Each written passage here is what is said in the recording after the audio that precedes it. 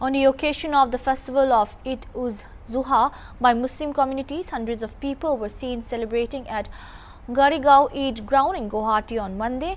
Eid-uz-Zuha, also called Bakri Eid, the holy festival of the Muslims, is marked by the animal sacrifice. The city had its fair share of the celebrations, with thousands of Muslim congregation at the mosque and Itaq Maidans in the morning to offer namaz. Men, women and children dressed in their finest attires added to the festive occasion. The imams conducted the proceedings of the prayers.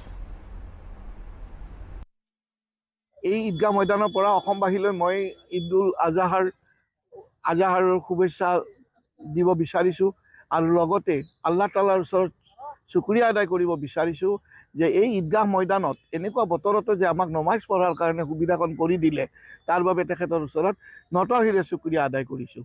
এই ঈদগাহ ফিল্ডত আজি ৫-৬ হাজাৰ মানুহে নমাজ পঢ়াৰ সুবিধাখন আছিল। এনে আমি ১০-১২ হাজাৰ নমাজত ১০-১২ হাজাৰ মানুহ হয়, কিন্তু সমূহ অসমবাসী ৰাইজক তথা ইছলাম ধৰ্মাৱলম্বী ৰাইজক আজিৰ এই পবিত্ৰ মুহূৰ্তত ঈদুল আজহাৰৰ শুভেচ্ছা জ্ঞাপন কৰিছোঁ আৰু আশা ৰাখিছোঁ সকলোৰে মংগল হওক।